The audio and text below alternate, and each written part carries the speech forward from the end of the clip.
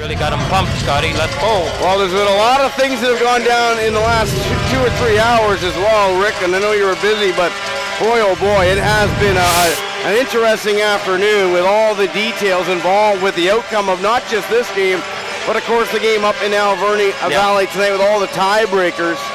And we won't get into too much detail about it. Let's watch these kids go to work. I know for one thing, tonight the Grizzlies have to have one of their greatest offensive outputs of the season. No matter what, they've got to score in buckets. But we'll see what Robin Goose and the defensive pairing Goose, 3.06 goals against average and a .908 save percentage. Down our broadcast left, the net for the Grizzlies is Nick Renyard now. 15-11-1-0 is his record. 2.74 goals against average and a .910 save percentage. The Grizz move from our broadcast left to our broadcast right there in pink with black. And we're underway. The opening face-off right for butts out, give and go. Chitkin slap shot, save, it's underneath. Goaltender Renyard, scrambling, he's still alive, and one of the two referees blows it dead, and Rick, he could. Same with the out-of-town scoreboard, Powell River Alberni. Has the center feed, right on target, McBride to Massey. Now brought to center. Schwartz coming back, lead pass from Allen to Horseman, sharp angle, scores! Top corner, Horseman! He beats goaltender Nick Renyard, a surprising laser shot, and Renyard, I don't think, knew it was in. Open, Schmeiser, shot deflected, loose! Jamming away, they score! Finally. They blow it dead, no goal. Slot area.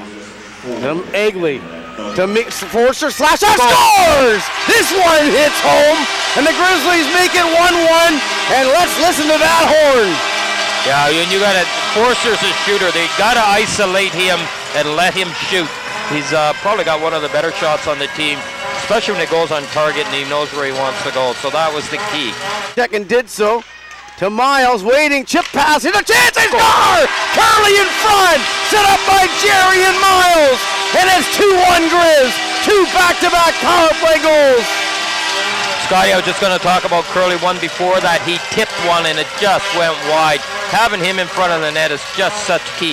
It opens up a lot of space for the triplets because they. It's the idea. You put one of the biggest guys on your roster in front of the net, and doesn't matter how you score, man. Just get it in there. And I think Walrab's another one that can stand in front of that net. Well, one thing I do love about my little position being up here in the booth, and I get to get into my brother's ears once in a while about things. Here's Miles Powell to Gibson, a feed, and it went up in skates. They couldn't get the shot away. And first period, Scotty, which is a good thing. The triplets haven't been on that much. I think they've, you know, the other lines have been on quite a bit, and that's really going to help out because you get down to second, third period, when you may have to use them a little bit more, they're going to be rested. So Capitals 3-on-2, entering the zone. Powell looking good. Nice feed, dancing in, and a save by Renyard up the blocker. His best of the game so far for Leo goes for a skate, Schmeiser slap shot, missed the net, rebound off the backboards, it's loose behind the net still. Curley picks up the puck, he'll move it over there. Mark McClellan, who's been hot lately, here's a pass to Mackey, give me go to McClellan, scores!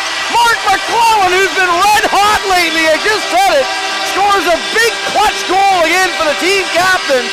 Scored a shorty last night, gets a big goal here. The Grizzlies 3-1 on a killer turnover, Rick. Oh, that was a bad turnover, and Capitals did that last night. They're guilty of it 2 or 3 times.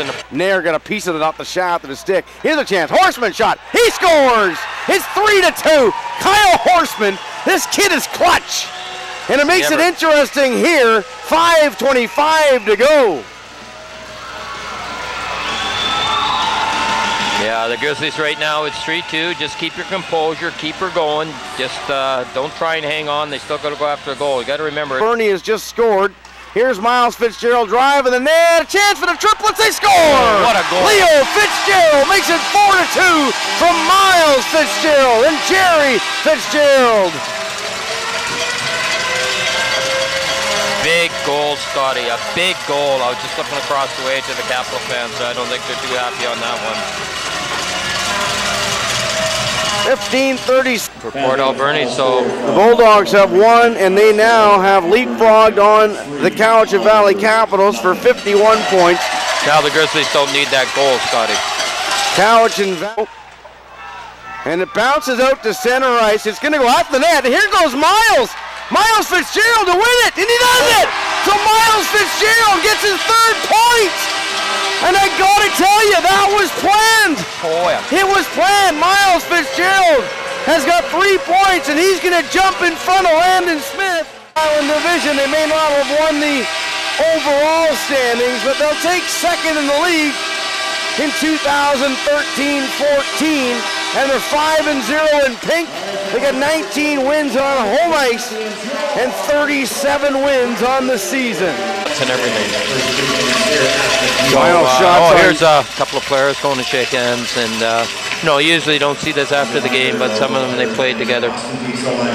Yeah, so a salute to the Cowichan Valley Capitals, Bob Beattie and the other coaches shaking hands with Scotty Hawthorne, Craig Dimon, etc., the trainers as well. And the Capitals, who gave us a good entertaining night up there at the Island Savings Center last night, can't hold their heads too far down. They came down